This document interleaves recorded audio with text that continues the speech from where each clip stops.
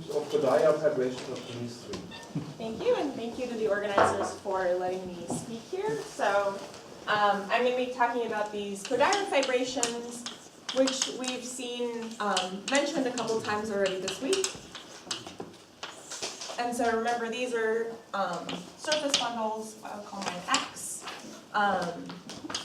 So we're fibered over some surface B, where our fibers, which I'll denote FB, are such that, so I'm going to require my base curve to be a smooth algebraic curve, and my fiber curve to be a smooth algebraic curve. And so now my four-manifold X is in fact a smooth algebraic surface. And moreover, I have the additional condition that I want these fibers, FB, to not all be isomorphic as algebraic varieties, meaning that as I move from one fiber to the other in this fibration, I'm varying my complex structure. Okay?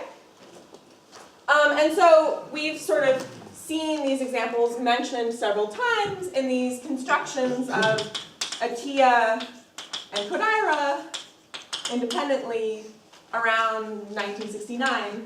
And then I think these were sort of first studied in some, so they just kind of gave these explicit constructions. You take two curves, you take some sort of cover of them, and you build one of these fibrations. But I think they were sort of first discussed in generality by Koss, like right around the same time. And so, I mean, I think it was sort of formally established by Koss that we have to have fiber genus at least 3, and then we have to, just to write it down, we need to have our base have genus at least 2. So, I mean, these constructions of Atiyah and Kodaira show that these things exist, but I kind of want to show one of the sort of more Hodge theory flavored ways we can build these things, which is completely non-explicit. So they really, really constructed these things. But if we kind of want to use the sorts of arguments I'm going to talk about today, what we want to instead do is consider, so alternatively, right, we can consider the space, the moduli space MG of genus G, smooth algebraic curves, right? And we've seen that this embeds in AG. And if I want to be really careful, I want to actually consider the fine moduli spaces given by putting some level structure on these moduli spaces. So I'm going to require, so this is the moduli space of principally polarized abelian varieties. And so I'm going to require that NB be greater than or equal to 3. And then the idea is, so this space right here, AG, this is what's called a Shimura variety, meaning I can obtain it by taking some Hermitian symmetric domain and quotienting out by some arithmetic group acting on this Hermitian symmetric domain. Okay, and so Shimura varieties, these things are, so AG is not compact, but Shimura varieties come equipped with some special compactification called the Satake compactification, which we've sort of talked about the Deligne-Mumford compactification in passing in a couple talks, but the Satake compactification is sort of the minimal compactification. So we're going to add in the smallest amount of stuff we need to make this thing compact. And so we can compactify this guy AGN. I'll denote its compactification with a star. And then inside of AGN star, I can take the closure of MGN, right? And so then this guy, this guy comes with a compactification. And the point is that if I look at this guy, this compactified guy, MG star, and I look at the complement of the original thing I started with, this difference has codimension 2, complex codimension 2, inside this compactified guy, MGN star. Oh, I guess I lost my N over here. So this compactification is horribly singular, right? Yes, Yeah. yes, super singular. Super nasty. Yeah. You don't use the word super singular. Oh, sorry. Highly singular.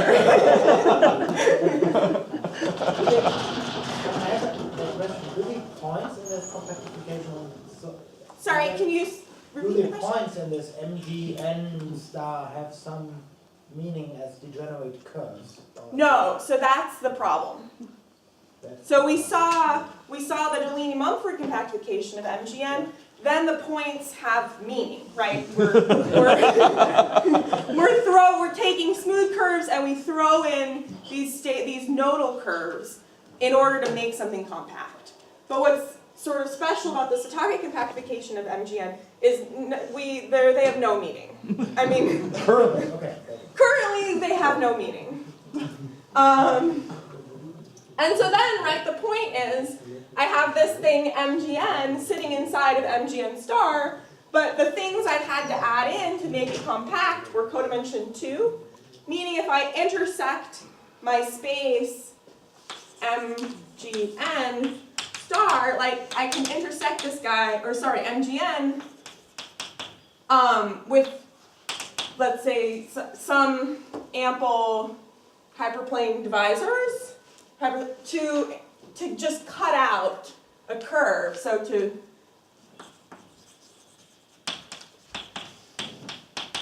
cut out a curve, a compact curve,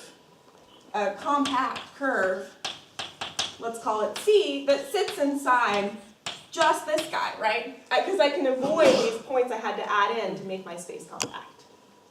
And so this thing is now a curve sitting inside this fine moduli space of curves of genus G, right? So this thing really gives us a Kodaira vibration. So completely not explicit. So the Kodaira vibration is the pullback of the universal Yes, thing over exactly. MGN? Exactly. Okay. So how does this work to our benefit? Well, so as we've seen, right, if I give you And one by of these, saying intersect with hypersurfaces, you mean you're using the fact that this is a quasi-projective, and so then you're intersecting inside the projective space? correct. Okay. Yeah. So we've seen, right, some Kodaira vibration like this is going to give me some short exact sequence on fundamental groups. Right, and this gives me some kind of monodromy homomorphism to the mapping class group on phi 1 of F B. So in this case, B is C right here that you're looking at? Yes. Okay.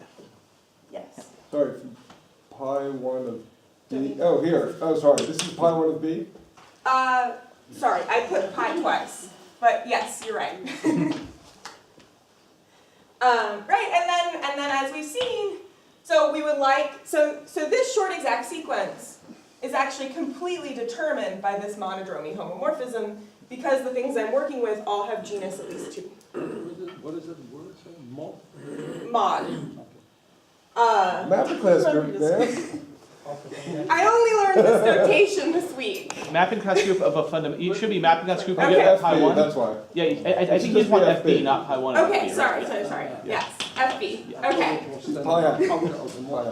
So, right, and so I can approximate this monodromy homomorphism by instead looking at the symplectic representation on V, where here I'm going to let B be, I take H1 FBZ and tensor, for my purposes, I want to tensor with Q.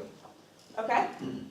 And so I can ask, what's the image of this rho bar homomorphism, right? And then I can sort of, so now what I want to do is approximate this question one step further. So I can ask, what's the image of rho bar? And I'm going to say, okay, let's not ask what the image of rho bar is. Maybe this is notation, not a definition. Let's let G, and we saw this in the very first talk. Right, let's let G be the Zariski, so the Q Zariski closure of the image of rho bar. So what do I mean by that? I mean, look at the image of rho bar inside of SPV, and let's take the smallest Q algebraic group containing the image.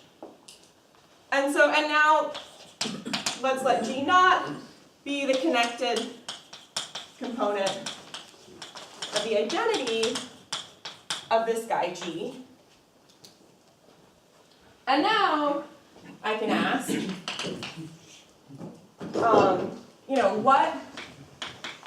what groups G naught inside of SPV come from Kodaira fibrations like this?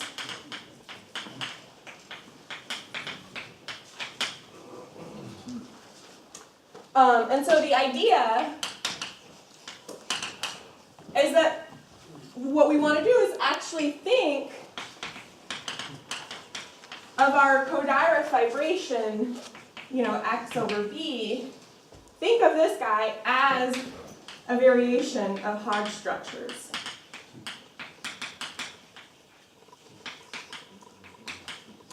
In the sense, right, that to each point, little b and b, I associate its cohomology, its rational cohomology. And so then what I want to do is use a theorem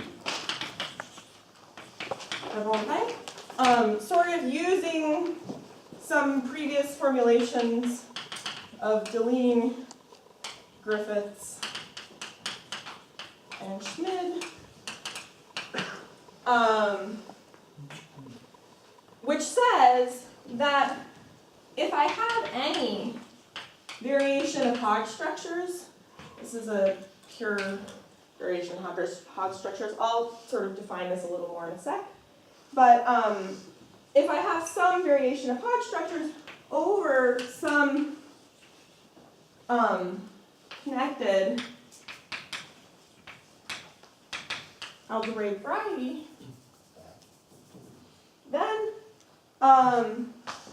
in fact, this, what he calls the connected monodromy group, so that would be this G naught, then G naught is a normal subgroup of the derived subgroup of the Hodge group of this guy V. So this is going to be V for B, so maybe I should denote it by V sub B, right? So the Hodge structure attached to this B in the base.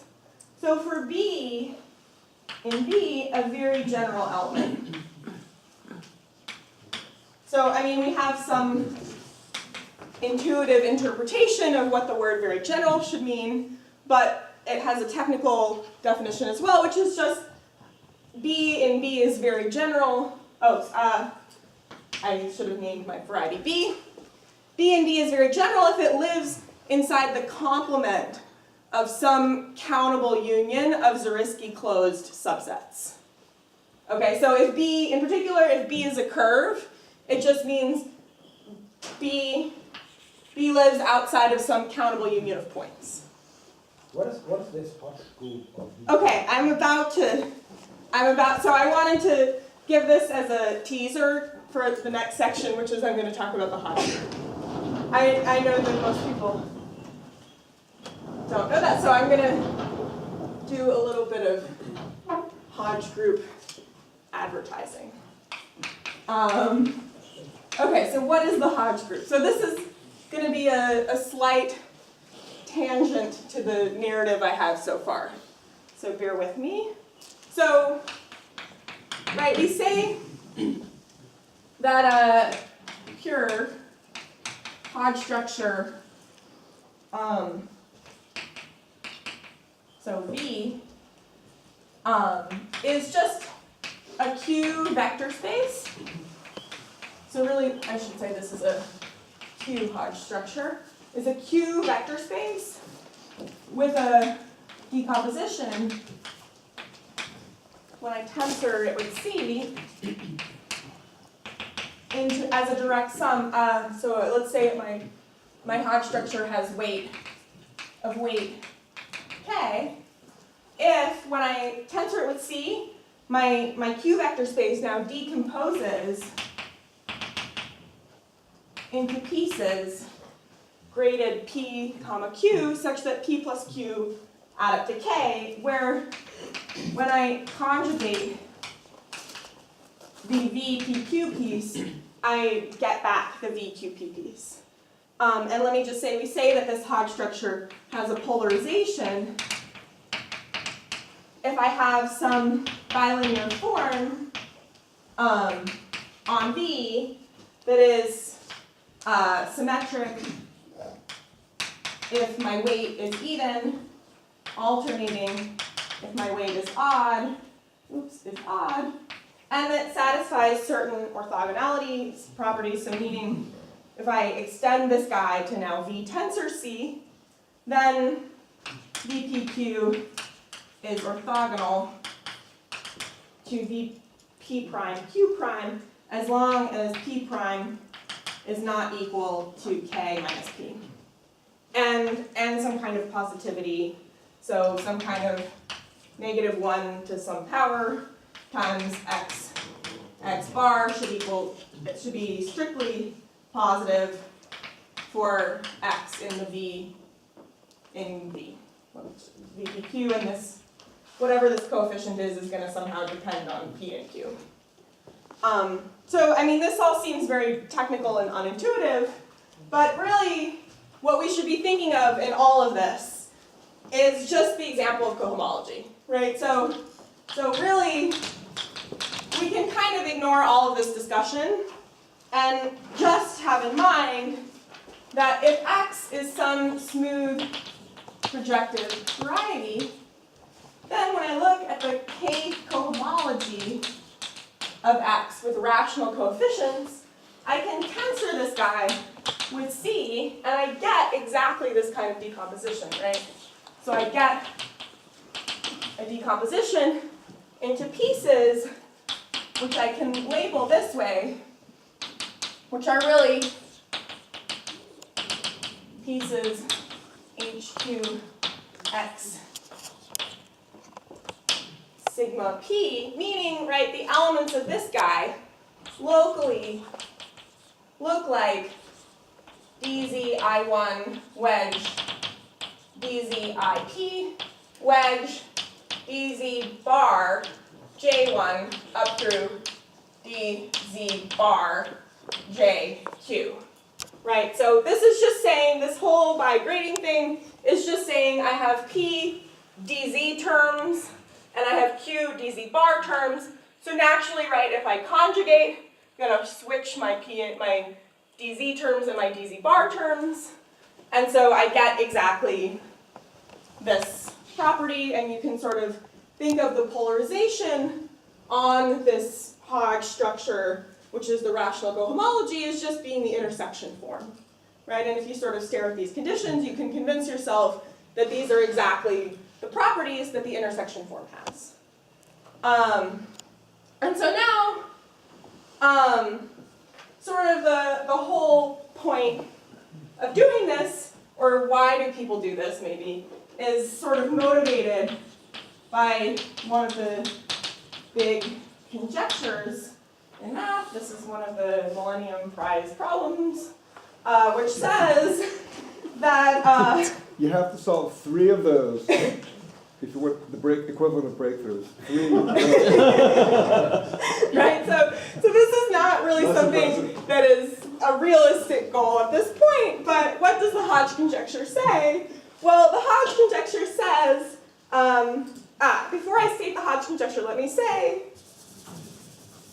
so if I have, say, Y is some subvariety of X of codimension P, I can associate it to a rational cohomology class, and so I can get from it the class in H 2P XQ, right? And it turns out that this class is going to lie in the H HPP portion of this decomposition, okay, always.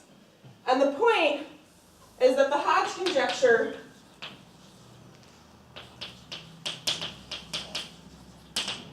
so such things that classes in H2P that lie in HPP are called Hodge classes.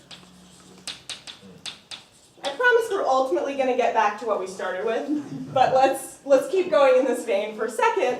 So the Hodge conjecture just says that every Hodge class is a Q linear combination of classes of subvarieties of X, of the correct codimension, right? So that I can exactly describe everything in this HP comma P piece of my decomposition just by subvarieties of my original variety that I started with. And so the Hodge conjecture, some people think it's not true because we basically have very little evidence. I mean, so there are very few cases where it's known. What do I want to, no, I'll erase everything.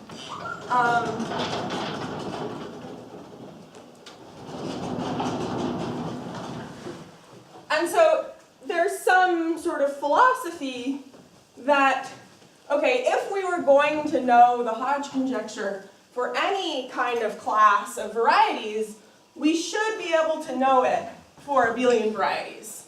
So abelian varieties are topologically tori, which means that their whole cohomology is just being generated by their H1, right? So we just need to know what's happening with H1 for abelian varieties to understand what's happening for all cohomology. So those would be kind of our first testing ground. And we don't even know it for all abelian varieties. We know it for a few. But the main strategy we use for proving the Hodge conjecture for certain classes of abelian varieties is the Hodge group of the Hodge structure. So I define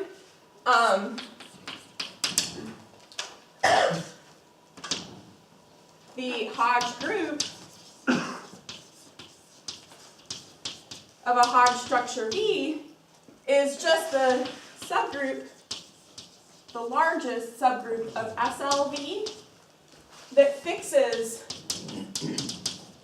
the Hodge classes in V to some tensor mth power, V star tensor n, for all m and n. Okay? So What do you mean by fix? So it's some subgroup of SLV, so it's going to have some induced action on these things. But they should be individually fixed, each of them should be fixed, or just the space should be fixed? So this thing is now going to have an induced Hodge structure on it, and it's going to have Hodge classes, and it should leave those Hodge classes invariant. Like point-wise or set-wise? Sorry, point-wise. Okay. Point-wise, it should leave the Hodge classes invariant. Okay, so the point is really just that this group tells us something about the Hodge classes of our Hodge structure, right? It fixes them so it somehow can read off. I hand it a Hodge structure, and it in some way reads off the complexity of how many Hodge classes there are. And so the way we kind of prove cases of the Hodge conjecture from this is often to show that this thing is as big as it could possibly be, meaning that there are as few Hodge classes as we could possibly have, and so then checking the Hodge conjecture becomes somehow trivial. And so this is exactly the strategy used by Ribbit with some also Tenkeyev to prove basically the best thing we have about the Hodge conjecture, which is that the Hodge conjecture holds for all powers a to some whatever k we want for A, a simple abelian variety of prime dimension. So this is, I mean, kind of unexpected and weird, right? Why should an abelian variety of dimension 47 somehow be simpler to understand than an abelian variety of dimension 46? But it is. And so they do this basically by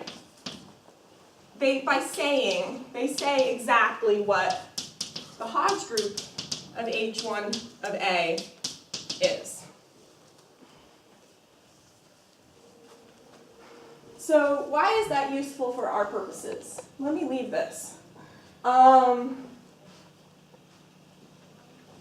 The result of André, is that assuming that it's polarized also? Yes, sorry, I omitted that, but yes. Every time I use the word Hodge structure today, I really mean a polarized Hodge structure.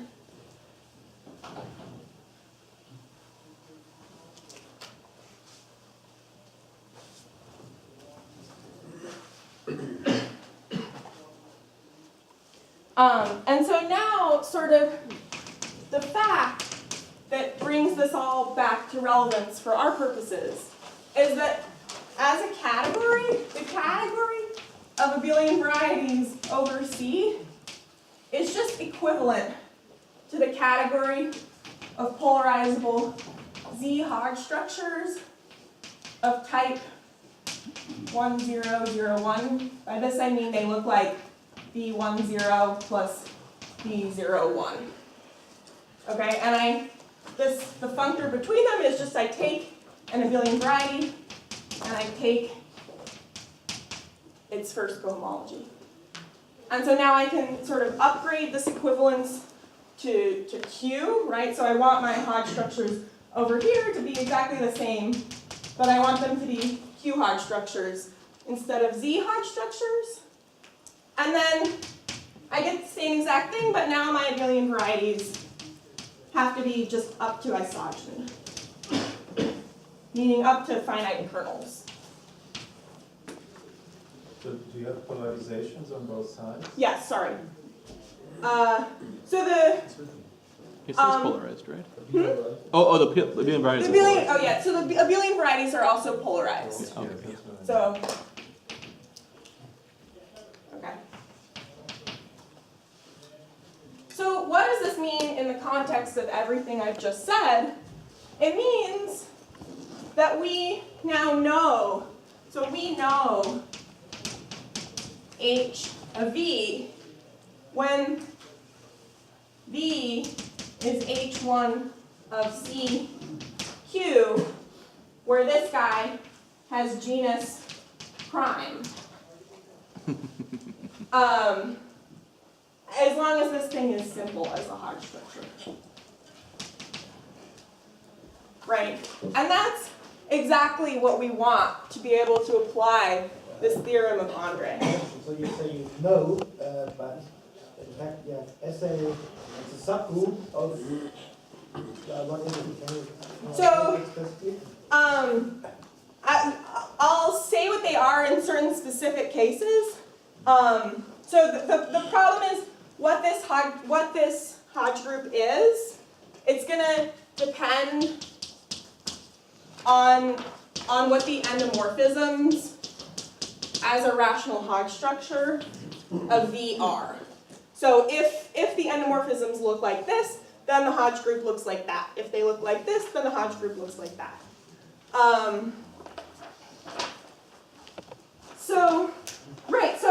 So we know this, which means we would know what G naught is. In particular, in all of these Hodge groups that Ribet-Tenkeyev identified, it actually turns out, so in all these Ribet-Tenkeyev cases, so when the genus is prime and we have a simple Hodge structure, this derived subgroup is simple.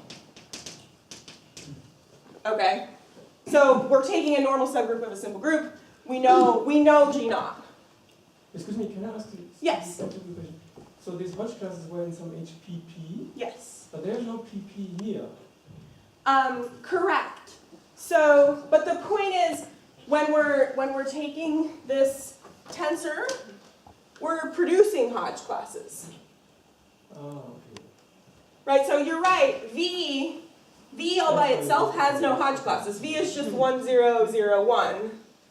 But when I take all kinds of tensor products of V with itself, with its dual, right, I can basically build any kind of grading I want. And so I'm going to end up with Hodge classes in this thing. But in order to talk about the Hodge group also, we would need to know that it's the Hodge structure of some variety. No? No, so the Hodge structure is defined. What is a Hodge class? It's something. Oh, sorry, you're right. So a Hodge class, in this case, of a Hodge structure, are just the pieces that look like V, P, comma, P in the decomposition. Q. Intersect with. Yes, sorry. Yeah, the Q part. Oh, no, Intersect sorry. with, sorry, so this guy lives inside of V. Sorry, that wasn't so good. Okay, so, Okay. A good example is the polarization, right, that appears in this way. correct, yes. That the polarization is going to give us Hodge classes. And that's kind of the point of this Ribbit-Tankeev method, right? Is that the only Hodge classes are somehow coming from the polarization, so they're really just automatically coming from intersecting with fundamental class, so they're coming from subvarieties. So boom, you're done. And endomorphism, I hope. And there's what? And endomorphisms. And endomorphisms, correct. Yes. Okay, so I'm running out of time, but that's okay.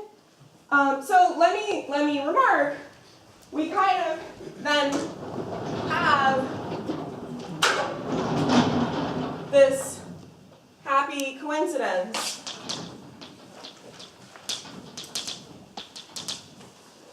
If we let the genus of our fibration, if the genus we're interested in is 3, right? And that's that, okay, 3 is prime, so we get to apply Ribbit-Tankeev, right? It also happens to be the minimal fiber genus of our Kodaira fibrations. And sort of the last point is that if we consider, going back to that very first kind of argument we talked about, if we consider the embedding of A3, of M3 inside of A3, right? Genus 3 is the one case where we really understand what this looks like. So, meaning that the things in A3 that don't lie in the image of this map are just the decomposable principally polarized abelian varieties, right? So they're principally polarized abelian varieties that we can write as some kind of product of 2 other principally polarized abelian varieties. Meaning that if our whole goal is to find Kodaira fibrations, what we really need to do is find a curve, a curve in A3, and just check that it doesn't hit, that we can guarantee it doesn't hit any of these principally polarized decomposable guys, and then we've built a Kodaira fibration. And the point is that this thing is a Shimura variety. And so somehow this gives us a lot of nice technology that we wouldn't otherwise have about, say, just the moduli space of curves. So how do we, okay, I have 10 minutes, that's enough. How do we sort of make use of all of these happy coincidences? So I'm going to cheat a little bit, and I'm going to assume, so going back to this whole Kodaira, I keep pointing, but I erased it a long time ago. So this whole Kodaira fibrations world, right? We had our homomorphism rho that gave us a representation of pi 1 into SPV, right? Where remember that V was H1 FV.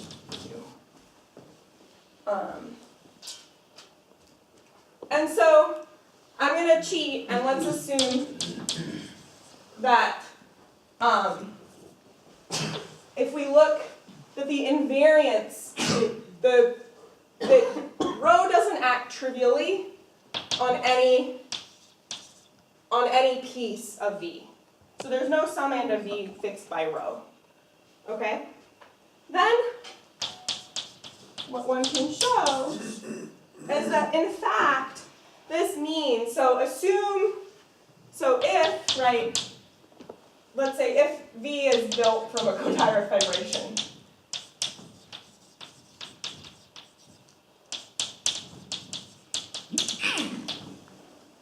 so if V comes from this whole process, right, then in fact, so we have a genus 3 Kodaira fibration, we have this invariance condition. So if V is built in this way, then actually V is simple as a Q Hodge structure. Meaning that I can't write, so I should say that the category of polarizable Q Hodge structures is a semi-simple category. I can always write things as a decomposition into simple pieces.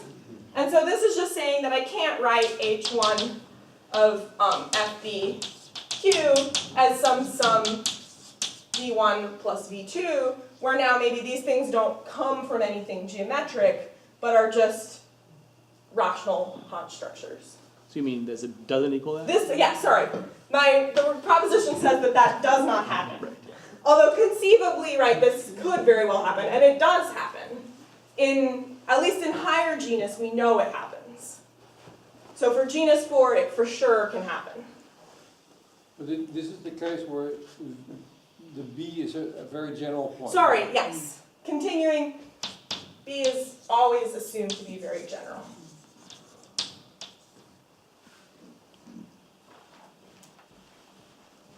Is this already an application of this theorem? Or? No.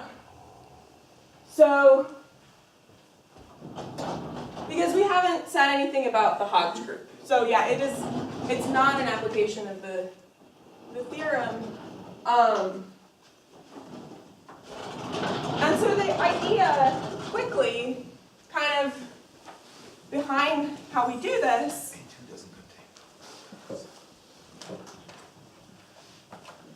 is using this kind of Hermitian symmetric domain, Shimura variety sorts of arguments. Right, so if we want to prove it, suppose that D decomposed like this, right? So I have some curve sitting inside M3 that's giving me my Kodaira fibration, whose very general fiber has this property.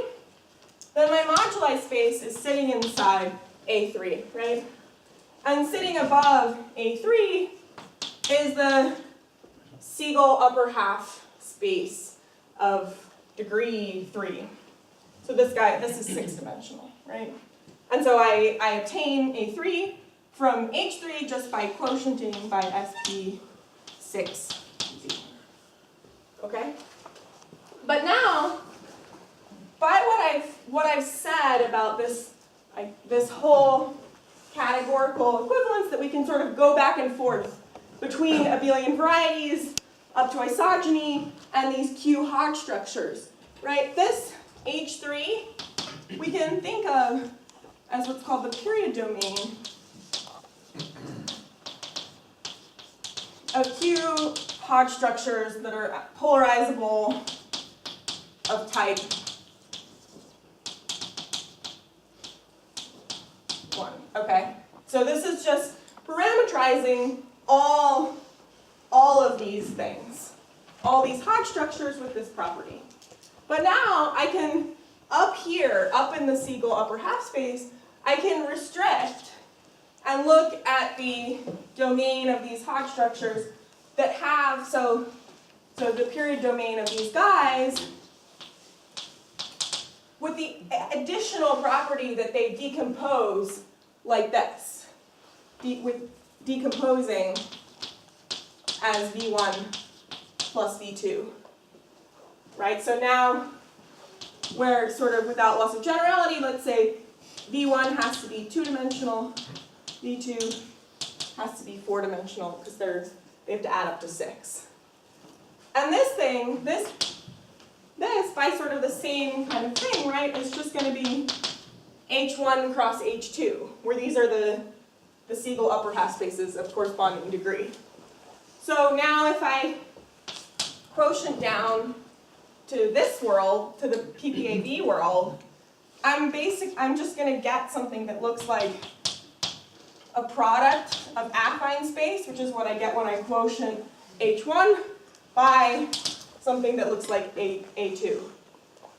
But the point is that Counting the union of those. But yes, you're right. Accountable, and I should have said countable union here as well, right? So countable union, countable union. But the point is that if my C satisfies this property, then inside of A3, C has to live in here. So C lives in here, but this thing is affine, the affine line. So if I project C into the affine line, it's just a point. The affine line can't contain any compact curves, right? So C projected into whatever. The projection of C into A1 is just trivial, which means, going back to the whole Kodaira thing, really that rho is acting trivially on that whole piece V1. And I assumed that couldn't happen. So contradiction.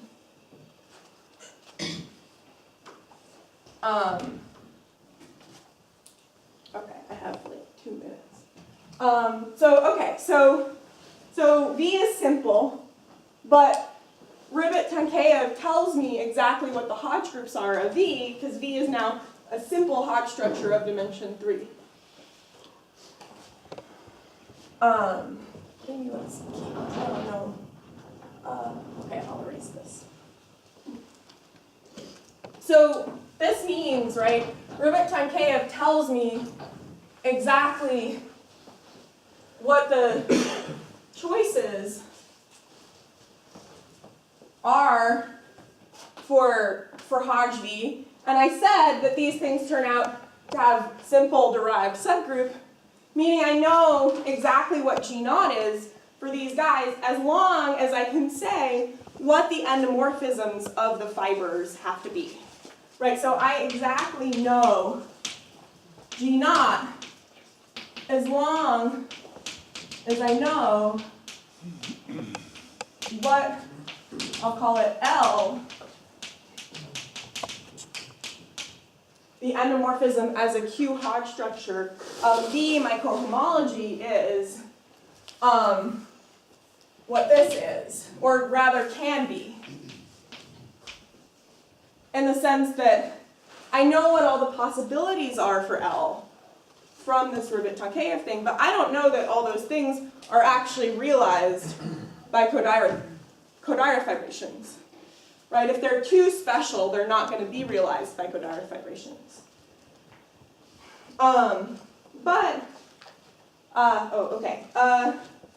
So the point is that I can somehow, so let me sort of skip ahead since I'm out of time. So in fact, what one can say is that the only possibilities,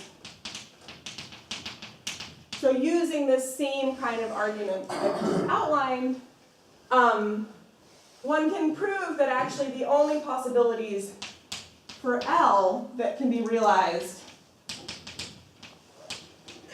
by Kodaira fibrations there's only two. So either L is equal to Q, and this would be the generic case, right? Generically, my Hodge structure, my cohomology should come with no additional endomorphisms other than, the basic Q ones. So I sort of knew this could happen already. And again, in this case, my Hodge group is just all of SPV, let's write it as V, right, but this is like SP6.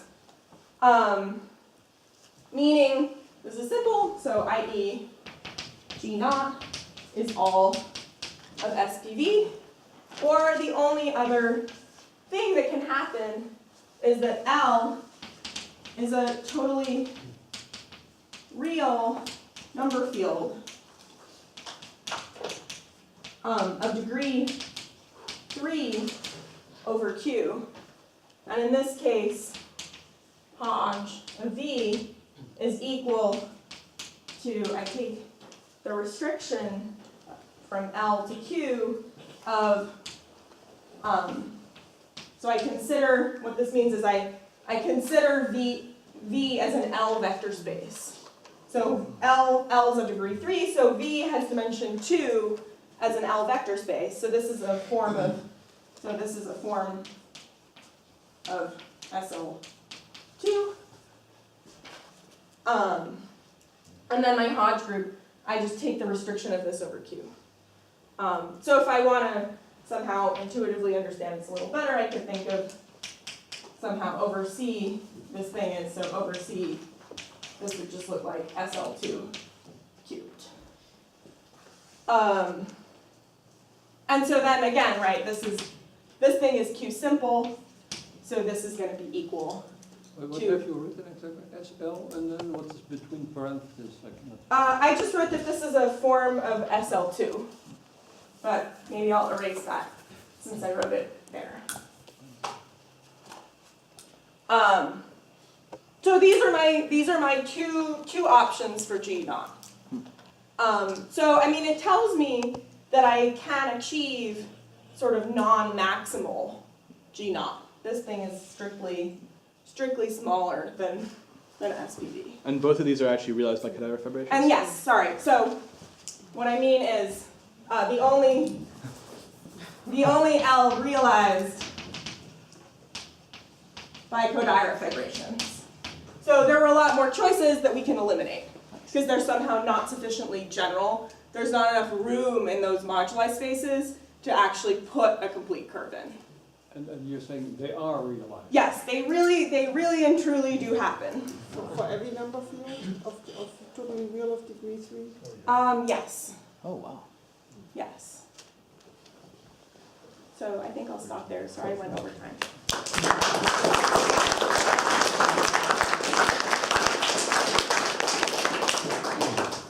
Thank you, Laure. Questions? Yeah, so is the image of the surface group in these algebraic groups a lattice, or are they just thin subgroups of a lattice? I have no idea. So I mean, I think doing this sort of Zariski closure business, you really don't see any difference between any of these possibilities that could happen at the kind of the. So do you know anything about the image? I mean, what kind of elements can show up? Do you get unipotents or no? I have no unipotents? idea. Oh, it's cool. Okay. Other questions? Yes? Okay. Can you say what the base curve is in No, this I can't tell you anything. I cannot tell you its genus. I can tell you no information about it other than that it exists. Generic hyperplane intersection curve on a Hilbert module threefold. That's what it is. Yeah. So. Generic is that for- So as he just referenced, right? So yeah, so this curve is going to be living on a Hilbert modular threefold. Okay.